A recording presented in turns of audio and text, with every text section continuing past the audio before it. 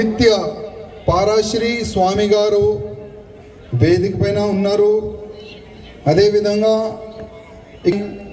అదేవిధంగా విగ్రహదాత వేణు ఈశ్వర అప్పగారు కూడా ఈ వేదిక పైన ఉన్నారు.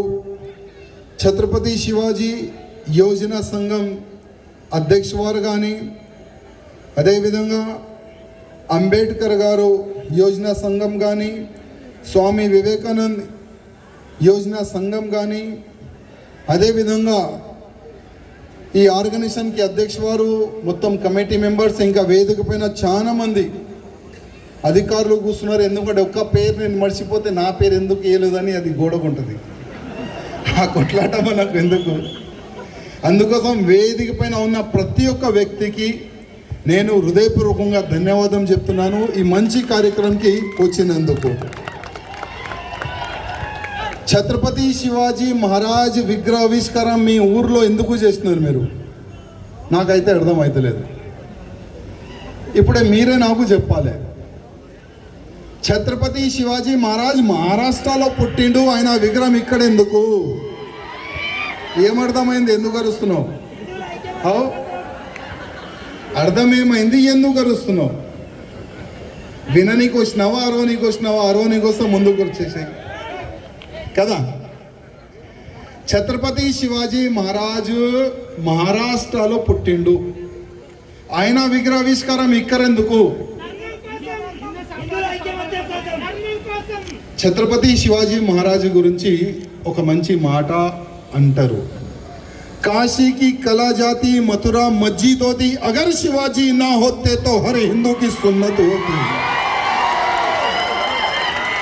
काशी की कला जाती मथुरा मस्जिद होती, अगर छत्रपति शिवाजी महाराज न होते तो हर हिंदू की सुन्नत होती.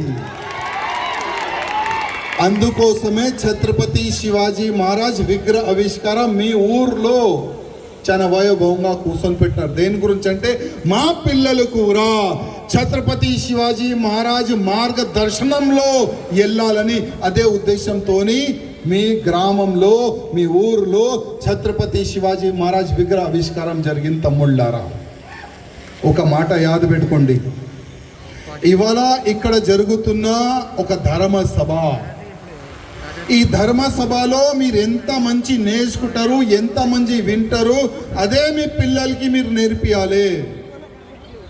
ఇక్కడ ఎవరు కూడా రాకపోతే వాళ్ళు కూడా చెప్పాలి, మీరు చెప్పాలి వాళ్ళకి ఛత్రపతి శివాజీ మహారాజ్ గురించి. ఇవాళ మేము ఇది విన్నాము, నువ్వు కూడా నా నోరు నుంచి విను, మీరు ఆయనకి సందేశం ఇవ్వాలి. అందుకోసమే విగ్రహావిష్కారం చేసుకొని నేను స్వామి గారు అక్కడి నుంచి వెళ్ళొచ్చు, కానీ ఇక్కడ ఎందుకు వచ్చినాం? మీకు ఛత్రపతి శివాజీ మహారాజ్ ఎవరు అదే చెప్పనికి ఇవాళ మీ మధ్యలో మేము వచ్చినాం, అంత దూరం నుంచి.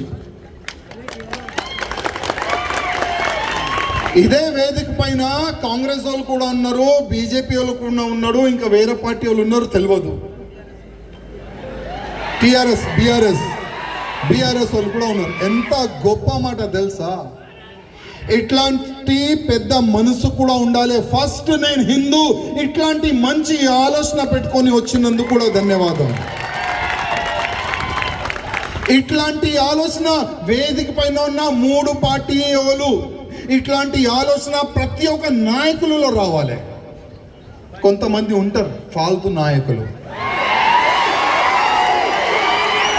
ఛత్రపతి శివాజీ మహారాజ్ విగ్రహావిష్కారం ఎందుకు అడుగుతారు, ఎందుకు కూర్చొని పెట్టాలి అడుగుతారు. ఒకవేళ ఛత్రపతి శివాజీ మహారాజ్ విగ్రహావిష్కారంకి ఒక పెడతారు కదా, బేస్ పెట్టడానికి వస్తే కూడా దానికి 50 ఫాల్తు లీడర్లు కూడా ఈ భారతదేశంలో ఉన్నారు, మన తెలంగాణలో కూడా ఉన్నారు. ఒక విగ్రహావిష్కారం ఆగిపోయింది. ఎక్కడ అర్జునది? భైసాలో ఛత్రపతి శివాజీ మహారాజ్ విగ్రహావిష్కారం మీలాగానే ఒక్కొక్క రూపాయి జమ చేసి, ఎన్నో సంవత్సరాలు యుద్ధం చేసి, మంచి ఒక బేస్ కట్టి శివాజీ మహారాజ్ని అక్కడ కూర్చొని పెట్టి దానికి మీలాగానే ప్యాక్ చేసి పెట్టి నా దగ్గర వస్తున్నారు, భయ్యా విగ్రహావిష్కారంకి రావాలని. నేనన్నా నేను వస్తాను, కానీ నేను వస్తాను ఎట్లా? అక్కడ ఈ ఔరంగజేబు కొడుకులు అక్కడ ఎక్కువ మంది ఉన్నారంట. అది వేరేలు కాదు, మనోలే, మన హిందువులే.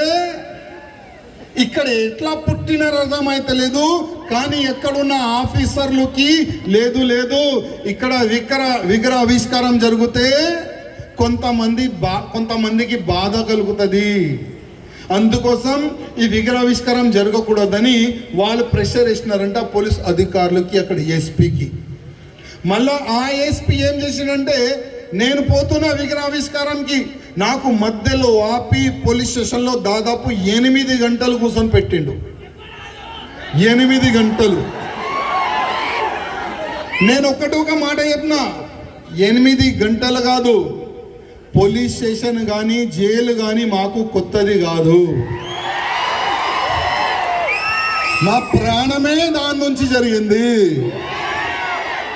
కానీ ఆ భైసాలో ఉన్న ప్రతి ఒక్క యువకులకి నేను ధన్యవాదాలు చెప్తున్నా. ఇవాళ కూడా ఆ విగ్రహావిష్కారం జరగలే, దానికి ప్యాక్ చేసి పెట్టినారు అక్కడ వాళ్ళు. అక్కడ గ్రామ వాసులు, అక్కడ ఊరు వాసులు లేదు. రాజాసింగ్ గారు ఇంకా ప్రతి ఒక్క హిందూ నాయకులు వచ్చిన తర్వాతనే మేము ఈ విగ్రహావిష్కారం చేస్తాం అని ఒక సంకల్పం వాళ్ళు తీసుకున్నారు. అందుకోసం వేదిక పైన ఉన్న ప్రతి ఒక్క పార్టీ కార్యకర్తల్ని చూసి వాళ్ళు నేర్చుకోవాలి. ఫస్ట్ మీరు హిందూ, దాని తర్వాతనే బీజేపీ, దాని తర్వాతనే కాంగ్రెస్, దాని తర్వాతనే బీఆర్ఎస్ కదా. ఫస్ట్ ఏం పుడతాడేనా? కానీ కొంతమంది మర్చిపోతారు పాపం. ఈ అఫ్జల్ ఖాన్ కొడుకులు ఓటు ఎక్కడ మైనస్ అయిపోతుందని భయపడతారు వాళ్ళు. తమ్ముళ్ళారా, ఛత్రపతి శివాజీ మహారాజు మన మహారాష్ట్ర పూణే శివనేరి ఒక పెద్ద కిలా ఉంటుంది, అక్కడైనా పుట్టిండు. 19 ఫిబ్రవరి 1630లో. ఆ సమయంలో యావత్ భారతదేశంలో ఔరంగజేబు రాజ్యం ఉండే. ఎవరిది రాజ్యం? ఔరంగజేబు రాజ్యం ఉండే. ఔరంగజేబు ఒకటొక్క సంకల్పం పెట్టుకుంటూ ప్రతి ఒక్క హిందూని పట్టుకొని మత మార్పియాలే. ఒకటే ఒక సంకల్పం. ఎక్కడ కూడా గుడి కనబడితే గుడిని పలగొట్టి మస్జిద్ కట్టాలి, ఒకటే ఒక సంకల్పం. ఆయన దౌర్జన్యం ఏ విధంగా అంటే హిందువులకి చాలా కష్ట రోజాలు ఆ సమయంలో ఉండే. ఒక చిన్న పాప తమ్ముళ్ళారా, శివరాత్రి రోజు ఉండే. శివరాత్రి రోజు మనం ఏం చేస్తాం? శివగుడికి వెళ్ళి మనం పూజ చేస్తాం, వ్రతం కూడా మనం పెట్టుకుంటాం. ఒక చిన్న పాప గ్రామవాసులు ఒక గుడి కట్టుకొని దాంట్లోనే ఒక రాయితోని శివలింగం తయారు చేసి దానికి పూజ చేసుకుంటా అక్కడ నిలబడతారు. అదే పక్క నుంచి ఔరంగజేబు సైన్యం వెళ్తుంది. సైన్యం చూస్తుంది అక్కడ పబ్లిక్ ఎందుకు జమ ఉన్నది. సైనికులు చెప్తారు పోయి చూసి రండి. ఆ సైనికులు అక్కడ పోయి చూస్తారు, అరే అక్కడ గ్రామవాసులు ఉన్నారు, అక్కడ పూజ చేస్తున్నారు, ఒక స్టోన్ పెట్టుకొని దానికి పూజ చేస్తున్నారు అని వాళ్ళు వజీర్ ఖాన్కి చెప్తారు. వజీర్ ఖాన్ అప్పుడే ఆదేశం ఇస్తారు, పోండి, మన దృష్టిలో ఉన్న ప్రతి ఒక్క గుడి పలగొట్టాలి, అదే మన లక్ష్యం. అక్కడ ఎంతమంది ఉన్నారు వాళ్ళకి జరిపి ఆ గుడి పలగొట్టేసేయండి అని ఆదేశం ఇస్తే సైన్యం అక్కడ పోయి ఆ గుడి పలగొట్టే ముందు ఆ విగ్రహ పైన టాయిలెట్ చేస్తారు. ఒక పక్కనే ఒక ఆవు దొడ ఉంటుంది, దాన్ని కోసేస్తారు. ఆ ఆవు దొడ మాంసాన్ని గుంజి ఆ శివలింగం పైన పెడతారు. గ్రామవాసులు చూస్తారు, ఏడుస్తారు, ఎవరేం చెప్పలేరు. ఎందుకంటే ఆ సమయంలో చెప్పేవాళ్ళు తల నరికేవాళ్ళు అప్పుడు. కానీ అదే గ్రామవాసులు మధ్యలోనే ఒక చిన్న పాప ఉండే, చిన్న ప్లేట్ పెట్టుకొని దాంట్లో పూలు కొబ్బరికాయ పట్టుకొని ఏడుస్తుంది. ఆ పాప ఏడుస్తుంది, అరే ఇంత అన్యాయమా, ఎవరు ఏం చెప్తలేరు, నా శివ పైన ఇంత అవమానమా అని ఏడుస్తుంది ఆ చిన్న పిల్ల. కానీ అదే చిన్న పిల్ల ఒక సంకల్పం తీసుకుంటుంది, ఇవాళ లేకపోతే రేపు నా పెళ్ళి అయిన తర్వాత నాకు పుట్టే బిడ్డనే వీళ్ళకి కరెక్ట్గా సమాధానం చెప్తాడు. అదే జీజామాత తమ్ముళ్ళారా. ఒక చిన్న పాప ఆ సమయంలో సంకల్పం తీసుకుంటుంది. సహాజీ భోస్లేతోని పెళ్లి అవుతుంది, బిడ్డ పుడతాడు. ఛత్రపతి శివాజీ మహారాజ్ శివనేరి పూణేలో పుడతాడైనా. కానీ ఆ సమయంలో కూడా జీజామాత ముందు జరిగిన ఆ అవమానం మర్చిపోదు. ఇవాళ మనం మన చిన్న చిన్న పిల్లలకి ఏం నేర్పిస్తాం? మనం ఫుట్బాల్ ఆడిపిస్తాం, క్రికెట్ ఆడిపిస్తాం, స్కూల్ పంపిస్తాం. ఏదో మన ఒక పెద్ద ఆలోచన ఉంటుంది, అరే నా కొడుకు పెద్ద కావాలి, ఇంజనీర్ కావాలి, డాక్టర్ కావాలి, పోలీస్ ఆఫీసర్ కావాలి, రాజకీయ నేతలు కావాలని ఇవాళ ప్రతి ఒక్క దాంట్లో ఒక ఆలోచన ఉంటుంది కదా పిల్లలకి. కానీ అప్పుడు జీజామాత చిన్న సమయంలోనే చిన్నప్పటి నుంచే ఛత్రపతి శివాజీ మహారాజ్కి మహాభారతం ఏంది, మన పురాణం ఏంది, యుద్ధం ఏంది, భారతదేశం ఏంది, మన కల్చర్ ఏంది, అదే నేర్పిస్తుంది జీజామాత ఛత్రపతి శివాజీ మహారాజ్కి. ఛత్రపతి శివాజీ మహారాజ్ చిన్నప్పటి నుంచే ఒక సైన్యం తయారు చేస్తారు. ఉండే కదా చిన్న చిన్న సైన్యం తయారు చేసి ఆ కత్తిలతో కొట్లాడాలి. చిన్నప్పటి నుంచే యుద్ధ కళ. ఇక్కడ 12 సంవత్సరాలు ఎవరైనా పిల్లోడు ఉన్నాడా?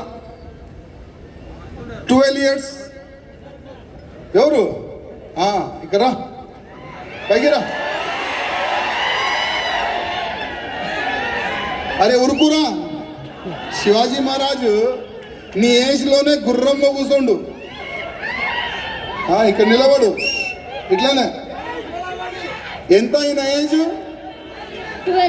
12 years. హిస్టరీలో రాసి ఉన్నది. హిస్టరీలో ఛత్రపతి శివాజీ మహారాజు 12 yearsనే సైన్యం తయారు చేసి గుర్రం పై నుంచి కూర్చొని ఒక ఊరు దాటి ఇంకొక ఊరికి వెళ్తే ఒక కసాయోడు గోమాతని గుంజుకుంటా తీసుకొని వెళ్తుండు. ఎవరిని? గోమాతని గుంజుకుంటా తీసుకొని వెళ్ళి ఇట్లా పోతే ఛత్రపతి శివాజీ మహారాజ్ అదే సమయంలో మధ్యలో వస్తాడు. శివాజీ మహారాజ్ అడుగుతారు, అరే ఎక్కడ తీసుకొని వెళ్తున్నావు? గోమాత ఏడుస్తుంది, ఎక్కడ తీసుకొని వెళ్తున్నావు? ఆ కసాయోడు హైట్ ఉంటాడు, ఇక్కడ కత్తి ఉంటుంది. ఆ కసాయోడు అంటాడు, అరే ఇంత ఉన్నావు, నువ్వు ఎవరు రా అడిగేది? నువ్వు ఎవరు? ఇది మా తినే ఆహారం, దీనికి ఇవాళ మేము కోసి తింటాం. ఛత్రపతి శివాజీ మహారాజ్కి కోపం వచ్చి గుర్రం పైనుంచి కత్తి పెట్టుకొని కట్టిలా తీసి ఆ కసాయోడు చేతు నరికి గోమాతని రక్షించిండు. ఏ ఏజ్లో? 12 yearsలో. ఓ ఇవాళ గోమాత లేకపోతే మన పిల్లలకి మనం గాడిద పాలు తాగిపిస్తామా? లేదు కదా. ఇవాళ మన తెలంగాణలో వేల సంఖ్యలో ఆవులు కానీ దొడలు కానీ ఏ విధంగా కోస్తున్నారు మీరు అందరు చూస్తున్నారు తమ్ముళ్ళారా. ప్రతి ఒక్క హిందూ, ఇక్కడున్న ప్రతి ఒక్క హిందూ ఆవు పాలు తాగిండు, గాడిద పాలు తెలియదు. కానీ ఆవు పాలు తాగే వాళ్ళు పైన ఒక భారం ఉంటుంది. ఆ భారం తీయాలంటే గోమాతని రక్షించాలి. అందుకోసం ప్రతి ఒక్క హిందూ ఇదే ఛత్రపతి శివాజీ మహారాజ్ మార్గదర్శనంలో నడిచి గౌరక్షణ కూడా చేయాలని నేను అందరికీ రిక్వెస్ట్ చేస్తున్నాను. అన్న మన గౌరక్షణ చేస్తే ఈ పోలీసు వాళ్ళు పట్టుకుంటారు కదా అని ఒక క్వశ్చన్ కూడా వస్తుంది. కానీ ఆ సమయంలో ఛత్రపతి శివాజీ మహారాజ్కి అదే ఔరంగజేబ్ సైనికులు పట్టుకుంటే అప్పుడు జైలు బెయిల్ ఉండేది, డైరెక్ట్ తల నరికేది. కానీ అప్పుడు ఛత్రపతి శివాజీ మహారాజ్ భయపడిండా? ధర్మం గురించి ప్రతి ఒక్క వ్యక్తి కష్టపడాలి. ధర్మం గురించి, ధర్మాన్ని కాపాడడానికి ఫస్ట్ మన గౌరక్షణ చేయాలి. ప్రతి ఒక్క హిందూకి రిక్వెస్ట్ చేస్తున్నా. ఉంటుంది వాళ్ళ పైన ప్రెషర్ ఉంటుంది, వాళ్ళ పనులు వాళ్ళు చేస్తారు. కానీ జీవితంలో ఒక్క ఆవైనా మీరు కాపాడాలి. జీవితంలో ఒక్క ఆవైనా మీరు కాపాడాలని ప్రతి ఒక్క హిందూకి రిక్వెస్ట్ చేస్తున్నాను. అదేవిధంగా ఛత్రపతి శివాజీ మహారాజ్ గౌమాత పైన ఎంత ప్రేమ ఉండే మహిళల పైన కూడా అంత ప్రేమ ఉండే ఛత్రపతి శివాజీ మహారాజుకి. ఛత్రపతి శివాజీ మహారాజ్ పెద్దగా అయిన తర్వాత ఔరంగజేబుకి నిద్ర లేకుండా చేసిండు. అసలు నిద్రేంది కూడా తెలియదు ఔరంగజేబ్కి. ఎంత భయం ఛత్రపతి శివాజీ మహారాజ్ అంటే. ఛత్రపతి శివాజీ మహారాజ్ దగ్గర ఒక సైనికుడు ఉండే, ఆపాజీ సోందెల్కర్.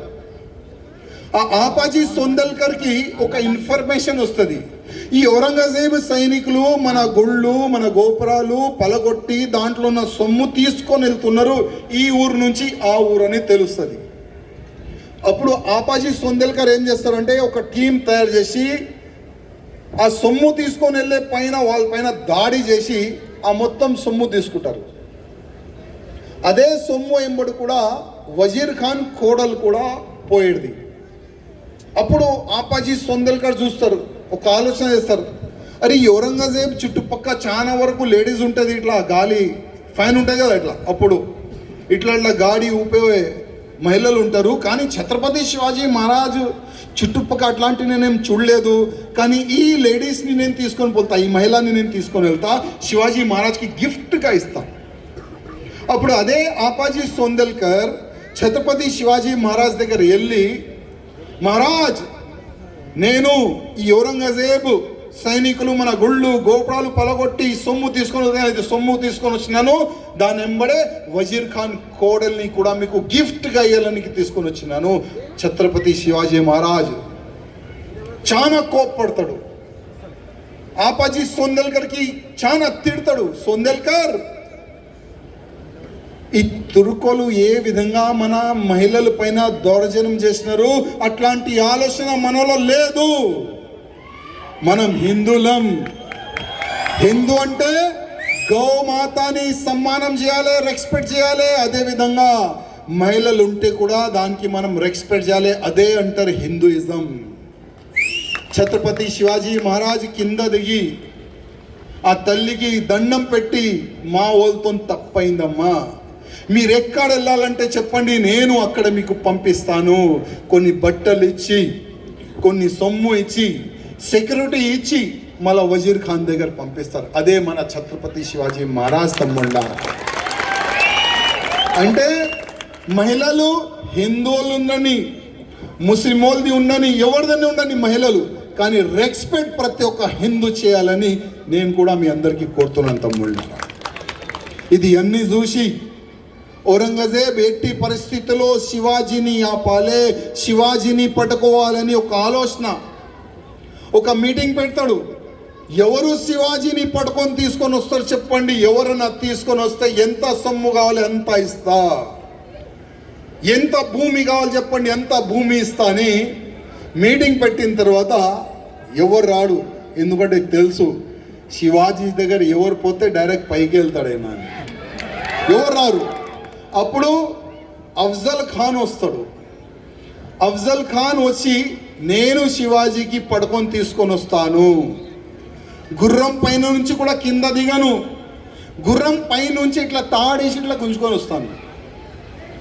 ఔరంగజేబ్ చాలా హ్యాపీగా ఫీల్ అవుతాడు. అరే ఆవు, నువ్వు చాలా స్ట్రాంగ్ ఉన్నావు, నువ్వు చూస్తే కూడా చాలా స్ట్రాంగ్ కనబడుతున్నావు, నువ్వు చెప్పు ఎంతమంది సైన్యం కావాలి? 1,00,000 మంది సైన్యం కావాలి, తీసుకొని పో. 1,00,000 మంది సైన్యం తీసుకొని పోయి ఆయన ఛత్రపతి శివాజీ మహారాజ్కి పట్టుకోనికి పోతాడు. మన తుల్జాపూర్ టెంపుల్ సైడ్ నుంచి, కొల్లాపూర్ టెంపుల్ సైడ్ నుంచి, పండర్పూర్ అన్ని టెంపుల్ని ఆయన డిమాలిష్ చేస్తారు. అన్ని గుళ్ళు పైన ఆయన దౌర్జన్యం చేస్తారు. అక్కడ ఉన్న మహారాజు పైన కానీ ఫ్యామిలీ వాళ్ళ పైన కానీ అందరు హిందువుల్ని చంపుతాడు ఆయన. అది జీజామాతకి తెలుస్తుంది. ఎందుకంటే మహారాష్ట్రలో తుల్జాభవాని టెంపుల్ మనం వెళ్తాం కదా, అది వాళ్ళది అమ్మవారి టెంపుల్. అది తుల్జాపూర్లో అమ్మవారి టెంపుల్ అఫ్జల్ ఖాన్ పలగొట్టిందంటే అమ్మ ఛత్రపతి శివాజీ మహారాజ్కి పిలిచి, ఎట్టి పరిస్థితిలో అఫ్జల్ ఖాన్ తలకాయ నాకు కావాలి. జీజామాత ఛత్రపతి శివాజీ మహారాజ్కి చెప్తుంది, ఎట్టి పరిస్థితిలో అఫ్జల్ ఖాన్ తలకాయ నాకు కావాలి, శివా పోయి తీసుకొని రాపో. ఛత్రపతి శివాజీ మహారాజ్ అప్పుడు ఆలోచన చేస్తారు. ఎందుకంటే ఛత్రపతి శివాజీ మహారాజ్ దగ్గర సైన్యం తక్కువ, ఆయన దగ్గర సైన్యం ఎక్కువ. కానీ తెలివితోనే ఒక ప్లాన్ చేస్తాడు. అరే అఫ్జల్ ఖాన్ సాహాబ్, నీకు నీ సైన్యం చూస్తే నేను చాలా భయపడుతున్నాను, మనం కాంప్రమైజ్ చేద్దాం అని ఒక లేఖ రాస్తాడు. ఒక లేఖ రాసి లేఖ పంపిస్తాడు. అఫ్జల్ ఖాన్ ఆ పేపర్ని చూసి, అరే నేను ఏదో అనుకున్నా, ఛత్రపతి శివాజీ మహారాజ్ అంటాడు నేనేదో, కానీ ఈయనైతే నాకు చూసి నా సైన్యం చూసి భయపడుతుండు. ఓకే కలుద్దాం, ఎక్కడ కలుద్దాం? నీ ప్లేస్ కాదు, నా ప్లేస్ కాదు, ప్రతాప్గఢ్ ఏరియా ఒక పోర్ట్ కింద నేను వ్యవస్థ చేస్తా శివాజీ మహారాజ్ అంటాడు. అక్కలు కలుద్దాం. Okay ready, final. అక్కడ నీ నుంచి ఒక నలుగురు, నా నుంచి ఒక నలుగురు డిసైడ్ అయిపోతుంది. కానీ శివాజీ మహారాజ్ మొత్తం ప్లాన్ చేసుకుంటాడు. ఆయన కూడా ప్లాన్ చేసుకుంటారు శివాజీ మహారాజ్ని చంపడానికి. అక్కడ వాళ్ళు కలుస్తారు. ఒక టెంట్లో ఇద్దరు మెల్లగా దగ్గర వస్తారు. కానీ ఈ దొంగ బాడుకోగాలు వెనుక నుంచి పొడిచే అలవాటు వీళ్ళకి వెనుక నుంచే. అప్పుడు కూడా ఇప్పుడు కూడా వీళ్ళలో మార్పు ఎప్పుడు కూడా రాదు, నమ్మొద్దు కూడా వీళ్ళకి, యాద పెట్టుకోండి. ఈ అఫ్జల్ ఖాన్ కొడుకులకి ఎప్పుడు కూడా నమ్మొద్దు తమ్ముళ్ళారా. అదే అఫ్జల్ ఖాన్ ఛత్రపతి శివాజీ మహారాజ్కి దగ్గర తీసుకొని వెనుక నుంచి పొడిచనికి ప్లాన్ చేస్తే, అదే మన ఛత్రపతి శివాజీ మహారాజ్ ఆయన కడుపు చింపేస్తాడు. పులి గోరు నుంచి కడుపు చింపి పేగులు తీసి పేగులు కట్ చేస్తారు మన ఛత్రపతి శివాజీ మహారాజ్. అప్పుడు ఆయన తలకాయ కోసి ప్రతాప్గఢ్ పోర్టు డోర్ కాడ పెడతారు. జీజామాతకి గిఫ్ట్గా ఇచ్చే మన ఛత్రపతి శివాజీ మహారాజ్ తమ్మున్నారు. అది ఔరంగజేబ్కి ఇన్ఫర్మేషన్ అయిపోతుంది. అరే నేను అఫ్జల్ ఖాన్కి పంపిస్తున్నాను, శివాజీ ఆయన కూడా వేసేసిండు. ఇప్పుడు ఎవరు వెళ్తారు? మళ్ళా చూస్తారు ఇట్లా. ఈ ఔరంగజేబ్ మామ ఒక కొనలో నిలబడతారు. సాయిస్త్ ఖాన్, అరే మామ ఇక రారా. ఏంద్రా మామ, నువ్వు ఏదేదో కావాలన్నావు కదా, నేను నీకు ఇంకా చాలా మంచి సైన్యం ఇస్తా, శివాజీని పట్టుకొని తీసుకుంటా. ఓకే సాయిస్త్ ఖాన్ మళ్ళా వెళ్తాడు పూనా సైడ్. అక్కడ లాల్ మహల్ అని ఒక పోర్ట్ ఉంటుంది, ఒక చిన్న, ఇప్పుడు కూడా ఉన్నది అది. అక్కడ మొత్తం ఆయన కబ్జా చేసి ఎవరు కూడా ఊరు దాటి బయటికి రావద్దు, ఎవరు కూడా లోపల పోకూడదు. ఆ విధంగా ఆయన మొత్తం ఊరు ప్యాక్ చేస్తాడు. శివాజీ మహారాజ్ మధ్యలో ఉంటాడు. అన్ని ఊరికి అంటే వాటర్కి, భోజనంకి, అన్నిటికీ ఇంబర్ది పెడతారు ఊరోళ్ళకి. శివాజీ మహారాజ్ మళ్ళా ప్లాన్ చేస్తాడు. సైన్యం ఎక్కువ, శివాజీ మహారాజ్ దగ్గర సైన్యం తక్కువ. శివాజీ మహారాజ్ ఒక ఫేక్ లెటర్ రాస్తాడు వేరేతో, నార్మల్ పర్సన్తోని. సాహెబ్ మా దగ్గర పెళ్ళి ఉన్నది, మేము ఆ ఊరు దాటి ఈ ఊరికి వెళ్ళాలి, తమరు పర్మిషన్ ఇస్తే మన కిల్లా లోపటి నుంచి మేము వెళ్ళిపోతాము. అరే పెళ్ళే కదా, పెళ్ళిళ్ళు చాలా జరుగుతాయి కదా అని పర్మిషన్ ఇచ్చేస్తారు. కానీ ఆ డోల్ కొట్టేవాడు శివాజీ మహారాజ్ సైనికులు, ఆ లేడీస్ డ్రెస్ వేసుకేవాళ్ళు శివాజీ మహారాజ్ సైనికులు, ఆ మిఠాయి ఎత్తుకొని పోతేవాళ్ళు వాళ్ళు కూడా శివాజీ మహారాజ్ సైనికులు. పెద్ద పెద్ద బ్యాండ్ కొడతారు, డోర్ కాడ వచ్చి గమ్ము గమ్ము గమ్ము కొడతారు శివాజీ మహారాజ్ సైనికులు. శివాజీ మహారాజ్ వెనుక నుంచి ఆ కిలాకి హోల్ చేస్తారు, పొట్టు ఉంటుంది కదా దానికి. అంటే శివాజీ మహారాజ్ తెలుసుకుంటారు ఈ సాయిస్త్ ఖాన్ ఎక్కడ పండుకుంటుండు. ఆ ఇన్ఫర్మేషన్ చేసి దాని కిందనే హోల్ చేసి డైరెక్ట్ శివాజీ మహారాజ్ సాయిస్త్ ఖాన్ రూమ్లో చేరిపోతాడు. రూమ్లో చేరిన తర్వాత కత్తి తీసి, లేవరా అరే లంచ కొడక లేవు, శివాజీ శివాజీ అన్నావు కదరా, నేనే శివాజీ చూసుకో. సాయిస్త్ ఖాన్ భయపడతాడు, అరే నా సైన్యం ఎక్కడ పోయింది, సౌండ్ ఎక్కువ బయట బ్యాండ్, ఆ బ్యాండ్తో సౌండ్ రాదు, దమ్ము దమ్ము సౌండ్ వస్తుంది, ఎవరికి వినపడతలేదు. శివాజీ మహారాజ్ రూమ్లో పోయి, చూడు శివాజీ శివాజీ అన్నావు కదా, మా ఇంతమంది హిందూ అమ్మాయిల్ని చంపినవురా నువ్వు, మా హిందువులని చంపినావు, ఇవాళ నీ రోజు వచ్చింది. శివాజీ మహారాజ్ కొట్టనికి పోతే ఆ డోర్ నుంచి ఇంకో డోర్లో పోతాడు. అక్కడ ఈయన భార్యలు ఉంటుంది, ఒక భార్య కాదు భార్యలు ఉంటుంది. ఆ భార్యల మధ్యలో బుర్కా వేసుకొని దాచుకుంటాడు. ఏమేసుకొని? కొంతమంది అంటారు హంసే జో టకరాయేగా మిట్టి మే మిల్ జాయేగా. ఇప్పుడున్న సాయిస్త్ ఖాన్ కొడుకులు, ఆ కొడుకులకు నేను చెప్తున్నాను, ఆ సమయంలోనే మా హిందువులకి భయపడి బుర్కా వేసుకొని దాచుకున్న వాళ్ళు మీరు. మాతోని మీరు ఏంద్రా కొట్లాట, కలిసి ఉండండి, స్వాగత పలుకుతాం. కరెక్ట్ కదా? ఎదురుగా వస్తే షాయిస్త్ ఖాన్, అఫ్జల్ ఖాన్ పరిస్థితి యాద పెట్టుకోండి. బుర్కా వేసుకొని కూర్చున్న తర్వాత శివాజీ మహారాజ్ అంటాడు, మీరు ఎవరు?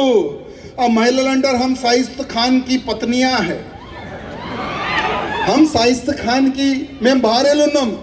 శివాజీ మహారాజ్ చూసుకుంటాడు, ఒక ఇట్లా గడగడ గడగడ గడగడ ఇట్లా కప్కాన్సుడు ఆయన, కర్తాన్సుడు ఆయన. శివాజీ మహారాజ్ అంటారు, రే షాయిస్త్ ఖాన్ ఇట్లా దాడి జరిగిపోతే పక్కనే కిటికీ ఉంటుంది, కిటికీ దుంకుతాడు. అప్పుడే ఇది ఏమంటారు దీన్ని, వేలు కట్ చేసేస్తారు శివాజీ మహారాజు.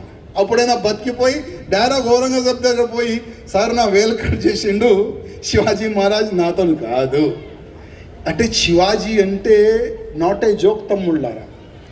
ఆయన మహారాష్ట్రలో కొట్లాడిండు, ఇక్కడ వరకు ఆయన రాలేదు. కానీ ఔరంగజేబ్కి అక్కడనే ఆయన బిజీ పెట్టిండు. ఆయన ఔరంగజేబు ఛత్రపతి శివాజీ మహారాజ్కి ఎట్టి పరిస్థితుల్లో పట్టుకోవాలి ఆ ఆలోచనతోనే ఉండే. కానీ ఛత్రపతి శివాజీ మహారాజు అందరికీ రోగాలు వస్తే తమ్ముళ్ళారా, అప్పుడు ఫుడ్ లేకుండే, సరిగా సమయం లేకుండే, సరిగా నిద్ర లేకుండే. ఛత్రపతి శివాజీ మహారాజ్ చనిపోయిన తర్వాత ఔరంగజేబ్కు తెలుస్తుంది శివాజీ మహారాజ్ చనిపోయిండు. సంబరాలు చేసుకుంటాడు ఆయన, సంబరాలు. అరే నా పెద్ద శత్రు చనిపోయిండని సంబరాలు చేసుకుంటారు ఆయన. కానీ ఆయనకి తెలియదు ఛత్రపతి శివాజీ మహారాజ్ పక్కనే ఆయన కొడుకు సంభాజీ కూడా ఉన్నాడని. ఛత్రపతి శివాజీ మహారాజు కొడుకు సంభాజీ ఉన్నాడని నాకు తెలియదు. సంభాజీ మహారాజ్ కూడా తమ్ముళ్ళారా 100 పైన యుద్ధాలు చేసిండు, ఒక్క యుద్ధం కూడా ఓడలే మన ఛత్రపతి సంభాజీ రాజే. మిత్రులు, ఇవాళ మధ్యలో ఒక మూవీ వచ్చింది ఛావా. ఎంతమంది చూసినారు? 1, 2, 3 మీరు చూడలేదా? అరే ఎవరు కూడా ఛత్రపతి సంభాజీ మహారాజ్ మూవీ ఛావా చూడకపోతే యూట్యూబ్లో ఉంటుంది, ఒక్కసారి చూడండి తమ్ముళ్ళారా. అసలు బాధ ఏముంటుంది, హిందుత్వం ఏముంటుంది, ఛత్రపతి సంభాజీ మహారాజ్ని చూస్తే మనకు తెలుస్తుంది. ఆ ఛత్రపతి సంభాజీ మహారాజ్ కూడా ఇట్లనే. ఇవాళ ఎట్లా కూర్చున్నారు మీరు? ప్రతి ఒక్క ఊరు వెళ్ళాలి, గ్రామ వాసులతోని మాట్లాడాలి, చెప్పండి మీ బాధ అయింది. అన్నం లేని వాళ్ళకి అన్నం పెట్టే మన సంభాజీ మహారాజు, ఇల్లు లేని వాళ్ళకి ఇల్లు ఇచ్చిన మన సంభాజీ మహారాజ్, చాలా మందిని కాపాడిన మన సంభాజీ మహారాజ్. కానీ దురదృష్టం మనోలే మనకు శత్రువులు ఉంటారు కదా, అప్పుడు ఆయనకి బామ్మడిది ఆయనకి శత్రువు. సంభాజీ మహారాజ్ ఎక్కడ పోతుండు, ఎంతమంది సైన్యం ఉంటుంది, ఏ దారి నుంచి వెళ్తాడు, ఇంకో దారి నుంచి ఎక్కడ బయట పోతారు, మొత్తం ఔరంగజేబ్కి ఇన్ఫర్మేషన్ పాస్ చేస్తాడు ఆయన, మొత్తం పాస్ చేస్తాడు ఆయన బామ్మడిదే. అప్పుడు 10,000 మంది, అంటే సంభాజీ మహారాజ్ దగ్గర 500 సైనికులు ఉండే, అదే సంభాజీ మహారాజ్కి పట్టుకొని 10,000 మంది సైనికులు పంపిస్తారు. మొత్తం గిరాంచి సంభాజీ మహారాజ్కి పట్టుకోనికి ప్రయత్నం చేస్తే ఎంతో మందిని కుక్కల్లాగా నరుకుతారు మన సంభాజీ మహారాజ్ ఆ సమయంలో. కానీ సంభాజీ మహారాజ్కి పట్టుకొని మన మహారాష్ట్ర తీసుకొని వెళ్ళిన తర్వాత అక్కడ ఒక వడు అనే ఒక ప్లేస్ ఉంది. వడు ఎప్పుడైనా అవకాశం దొరికితే వెళ్ళండి, నేను ఒక్కసారి వెళ్ళినాను. ఎక్కడ సంభాజీ మహారాజుని కట్టినారు. ప్రతి ఒక్క రోజు ఇదే ఔరంగజేబ్ వెళ్ళాలి, సంభాజీని ఒక్క మాట చెప్పాలి, సంభాజీ నువ్వు ఒక్క వ్యక్తి మతమార్పిడి చేసుకుంటే యావత్ భారతదేశంలో నేను నా జెండాని ఎగిరిపిస్తా. చెప్పు నీకు ఏం కావాలి సంభాజీ? సొమ్ము కావాలా, భూమి కావాలా, ఎన్ని కిలోలు కావాలా చెప్పండి, లాస్ట్కి నా కూతురు కావాలా, అది కూడా ఇచ్చేస్తా. ఆ విధంగా ఆయన మొత్తం ఆఫర్లు మన సంభాజీ మహారాజ్కి ఇస్తాడు. సంభాజీ మహారాజ్ ఏమంటాడు, అరే ఔరంగజేబ్ నేను ఛత్రపతి శివాజీ మహారాజ్ కొడుకురా, చనిపోనికి నేను సిద్ధం, కానీ నీ మతంలో నేను రానికి రెడీ లేనురా. ఆ సమయంలో మన సంభాజీ రాజే చెప్పిన మాట తమ్ముళ్ళారా. ఇవాళ మనం చూస్తున్నాం మూవీ వచ్చిన తర్వాత ఇవాళ మనకు తెలుస్తుంది ఎంత దౌర్జన్యం చేసినారు మన సంభాజీ మహారాజ్ పైన. ప్రతిరోజు 39 days తమ్ముళ్ళారా. ఎన్ని రోజు? ఇవాళ మన చేతికి కొద్ది కూడా కట్ అయితే ఒక వారం అయితే మనం ఇంట్లో కూర్చుంటాం. ఏమైందే కొద్ది కట్ అయింది పోయి కొద్ది రెస్ట్ తీసుకుంటున్నా చెప్తాం కదా. వారం మనం ఇంట్లో కూర్చుంటాం. కానీ అప్పుడు సంభాజీ మహారాజ్ ఇట్లా కట్టుకుంటాడు, ఇట్లా కట్టేస్తాడు. ఇట్లా కూసోనికి ఛాన్స్ లేదు, పడుకోనికి ఛాన్స్ లేదు, తాగనికి ఛాన్స్ లేదు, వాడనికి ఛాన్స్ లేదు, నడవనికి ఛాన్స్ లేదు. కట్టేస్తారు మన సంభాజీ మహారాజ్కి.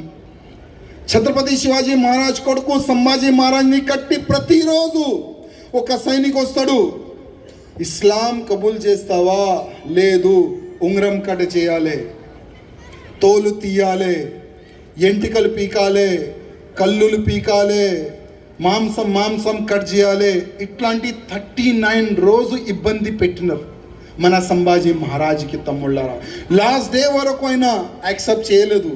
కానీ ఉగాది 1 day ముందు తమ్ముళ్ళారా, హిందువులకి ఉగాది పండగ చాలా అంటే చాలా వైభవంగా మనం చేసుకుంటాం. మహారాష్ట్రలో కూడా గుడి పడవ పేరు పైన చాలా మంచి చేసుకుంటారు వాళ్ళు. కానీ అదే రోజు సంభాజీ మహారాజ్ని తల నరుకుతాడు, ముక్కలు చేసి వాటర్లో పడేస్తాడు. పక్కనే ఒక నది ఉంటుంది, దాంట్లో పడేస్తారు. అదే ముక్కల్ని అక్కడ గ్రామవాసులకు తెలుస్తుంది, అక్కడ సంభాజీ మహారాజ్ని చంపేస్తున్నారు, ముక్కలు చేస్తున్నారు. ఒక్కొక్క ముక్కని కలెక్ట్ చేస్తారు. ఒక్కొక్క ముక్కని కలెక్ట్ చేసి దానికి దారం సూయితోని మొత్తం ప్యాక్ చేస్తారు. ప్యాక్ చేసి వడువులో అక్కడ కాలబెడతారు, దాన సంస్కారం చేస్తారు. అదే వడువు ప్లేస్. ఒక్కసారి నేను అక్కడ వెళ్ళినాను. ఇట్లా ఎక్కడ నీకు కాలబెట్టినారు కదా, జస్ట్ ఇట్లా టచ్ చేస్తే ఏ విధంగా షార్ట్ కొట్టితే ఆ విధంగా షార్ట్ కొట్టింది నాకు. అంటే పవిత్రమైన ప్లేస్ అదే తమ్ముళ్ళారా, పవిత్రమైన ప్లేస్ అంటారు. అందుకోసం ఇవాళ ఛత్రపతి శివాజీ మహారాజ్ విగ్రహ ఆవిష్కారం మీ ఊర్లో జరగడంటే అది జస్ట్ విగ్రహాన్ని మీరు అనుకోకండి. మా పిల్లల్ని ఛత్రపతి శివాజీ మహారాజ్ మార్గదర్శనంలో మేము తీసుకొని వెళ్తాం. ఆ ఆలోచన మీ అందరిలో ఉండాలి తమ్ముళ్ళారా, ఆ ఆలోచన మీ అందరిలో ఉండాలి. చెప్పండి నాకు, సంభాజీ మహారాజ్ లాగా మీ కొడుకుల్ని తయారు చేస్తారా లేక ఔరంగజేబ్ లాగా తయారు చేస్తారా? ఇప్పుడు మీరు డిసైడ్ చేయండి. ఎట్లా చేస్తారు? కానీ ఆ విధంగా చేయాలంటే గురుగారు అప్పుడప్పుడు ఒక మాట అంటాడు. ఏమంటాడు తెలుసా? అరే తమ్ముళ్ళారా, ₹1 ఐటమ్ అయినా కొనాలంటే శివాజీ మహారాజ్ కొడుకుల దగ్గర కొనండ్రా, అఫ్జల్ ఖాన్ కొడుకుల దగ్గర కొనకండ్రా అంటారు మన గురుగారు. ఏమంటారు మన గురుగారు? ఏమంటారు? ₹1 నుంచి ₹1,00,000 ఐటమ్ ఏదైనా కొనాలంటే ఎవరి దగ్గర కొంటారు? హిందువుల దగ్గర. ఆ ఒక్క అవేర్నెస్ తీసుకొని రండి, చూద్దాం మీలో. దాని తర్వాత నా కొడుకుకి నేను చావాలాగా తయారు చేస్తా, అప్పుడు చూద్దాం మీలో ఆలోచన, మీలో మార్పు వస్తుంది లేదు అని. ఇక్కడ ఎంతమంది ఉన్నారు? నేను రాష్ట్రీయ స్వయం సేవక్ సంఘ్ శాఖలో వెళ్తాను. ఎంతమంది ఉన్నారు? నేను నా పిల్లల్ని కూడా పంపిస్తున్నాను. తమ్ముళ్ళారా, కొంతమంది అంటారు రాష్ట్రీయ స్వయం సేవక్ అంటే ఒక పార్టీకి సపోర్ట్ అని అంటారు. అది చాలా తప్పు. రాష్ట్రీయ స్వయం సేవక్ అంటే ఒక వ్యక్తిని నిర్మాణం చేసే సంస్థ తమ్ముళ్ళారా. రాష్ట్రీయ స్వయం సేవక్ సంఘ్ అప్పుడు మన భారతదేశానికి కూడా స్వతంత్రం రాలేదు. అప్పుడు రాష్ట్రీయ స్వయం సేవక్ సంఘ్ ఒక ఆర్గనైజేషన్ని అప్పుడు పెట్టిన తమ్ముళ్ళారా. అప్పుడు ప్రతి ఒక్క హిందువులో ఒక మార్పు రావాలి, దేశభక్తి రావాలి, సమాజ సేవ రావాలని ఒక మంచి ఆలోచన పెట్టుకో. అందుకోసం నేను మీకు రిక్వెస్ట్ చేస్తాను, మీ కొడుకు కూడా శివాజీ కావాలంటే అది ఒక స్కూల్ ఉన్నది. ఆ స్కూల్ పేరే రాష్ట్రీయ స్వయం సేవక్ సంఘ్ తమ్ముళ్ళారా. ఆ స్కూల్లోకి పంపించండి. కాంగ్రెస్ వాళ్ళు కానీ, బీజేపీ వాళ్ళు కానీ, బీఆర్ఎస్ వాళ్ళు కానీ ఎవరైనా మీరు శాఖకి పంపండి. ఆ శాఖలో నేను ఛాలెంజ్ చేస్తున్నాను, ఆ శాఖలో ఎప్పుడు కూడా పార్టీ పేరు తీయరు. నువ్వు పెద్దగా అయిన తర్వాత దీనికి సపోర్ట్ చేయి, దానికి సపోర్ట్ చేయి, దానికి ఓటే, దీనికి ఓటే. ఎప్పుడు కూడా ఆర్ఎస్ఎస్ కార్యకర్తలు, ఆర్ఎస్ఎస్ అధికారులు ఎప్పుడు కూడా చెప్పరు. కానీ వాళ్ళు ఒక మాట చెప్తారు, నువ్వు ఒక మానవుడు, మానవ సేవ చేయి, నువ్వు ఒక హిందువు, ధర్మ కార్యక్రమాలు చేయి, ధర్మ సేవ చేయి. ఆ విధంగా సందేశం ఇచ్చిన మన రాష్ట్రీయ స్వయం సేవక సంఘ తమ్ముళ్ళారా, పంపిస్తారా? ఇప్పుడు నెక్స్ట్ పంపిస్తారా అందరికీ? ఇవాళ అయోధ్యలో రాముడి గుడి కావాలని ఎంతమంది అనుకున్నారు తమ్ముళ్ళారా? ఎంతమంది? ఇవాళ చాలా వైభవంగా మన అయోధ్యలో రాముడి గుడి కట్టినారు కదా. ఈ కొద్ది 2 minutes నేను హిందీలో చెప్తా, ఎందుకంటే అక్కడ హిందీ అంటున్నారు.